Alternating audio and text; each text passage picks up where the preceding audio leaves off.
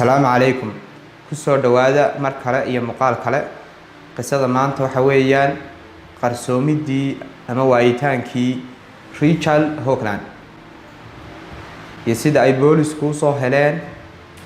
صدق يلا بعتن سنة كبعدي مركي لواي ريتشال وحاو كشغين شري شركة عايمس كعه وحاو بورسة يكون سجال بقول سيدات يلا بادي كبر لقو مجعبه ليندا waxay u dhashay laba wiil oo lagu kala magacaabo Matthew iyo Doug sida ay xaaskiisa Linda ay sheegtay Rachel waxa uu ahaa nin fiican aadna isku wanaagsan yihiin wax khilaafaad hina aan dhexdeeda oolin sidoo kale Linda waxay sheegtay in waqtiyada fasaxa ay u safri jireen wadamo kala duwan iyo magaalooyin kala gedisan aanay ku wada noolaayeen nolol farxad leh oo qoys walba ku riyoodo ama ku hamiyo dhammaan waxaasi oo dhan way isbedeleen tobankii Febraayo 1993 maalinkaas Rachel shaqadii kama soo noqon maalinkaas Linda waxay joogtay guriga waxa soo wacay Rachel isagoo sheegay isagoo jooga shaqada waxa uu sheegay inuu xanuunsan yahay una baahan yahay inuu cusbitaal si degdeg ah u aado Linda waxay ku tiri aan ku imaado si aan gaariga ku qaado cusbitaalkana ku geeyo balse waxa uu ku yiri intaadii manayso ma sugi karo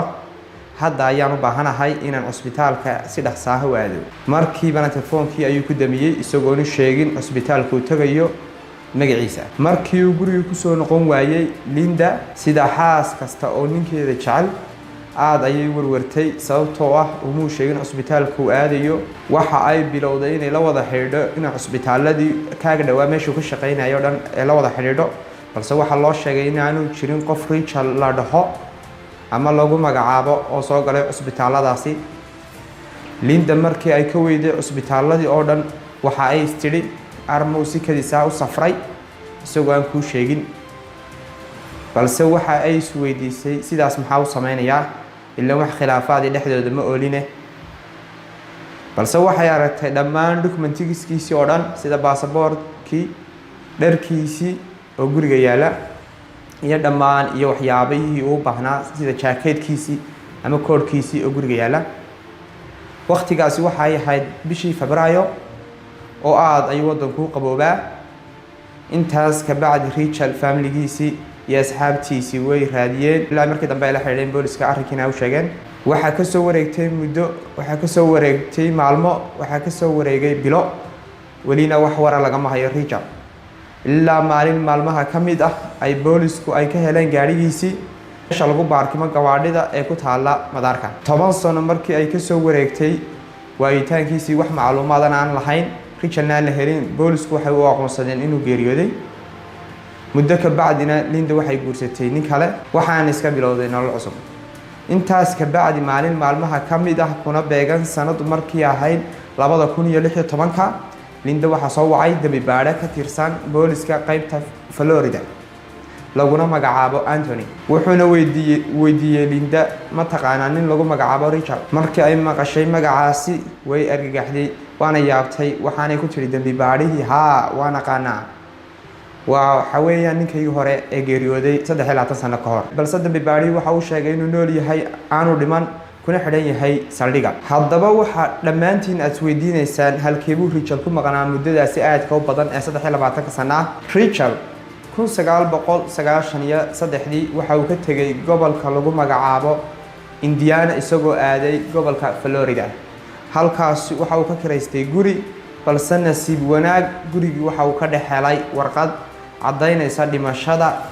wiil uu dhalay ninka uu guriga ka kireystay wiilkan waxa lagu magacaabi jiray intaas ka bacdina ninkii Rachel waxa uu suura gashay inuu helo warqad cadaynaysa dhimashada wiilka ninka uu guriga ka kireystay warqadii ayuu qaaday dawladda ayuu la tagay isagoo kuna soo sameystay warqadii dhalashada ee Terry waxa uu suura gashay inuu sameysto liisanka gaariga markaas waxa uu sidaas ula wareegay magac iyo shakhsiyad aantiisa ahayn waxa uu iska galay nolol cusub oo magac kala wadata waxaanu guursaday sanad markii aad 1995 laba sano kadib markii uu reerkiisa ka tagay waxaana u dhashay wiil waxa uu ibsaday guri cusub gabadhiisa cusubina wax war kama hayn taariikhdiisa hore balse sidee bay boolisku ku soo ogaadeen arrimahaasi oo dhan? sanadkii 2013 faamiliga Terry iyaga oo baaraya taariikh nololeedka faamiligooda baari website lagu magacaabo ancestor.com. ciddii aan garan website-ka waxa weeyaan website laga baaro dadka faamiligaaga haddii aanad qaar ka mid ah aanad aqoon oo kale. faamiliga Terry waxay website-kii ku arkeen wiilkoodii Terry ahaa oo guursaday sanadku markuu ahaa 1995 markuu geeriyooday 4 sano ka bacdi. dabadeed way yaabeen sidee buu qof dhintay u guursaday. intaa ka bacdi waxay arrinkii gaarsiiyeen booliska 3 sano ka bacdi markii ay website-kaasi arkeen, kuna beegan ama noqonaysa 2016. anigu waan la yaabay oo waxaan sidii maxay 3 sano ka bacdi arrinkaasi u gaarsiiyeen booliska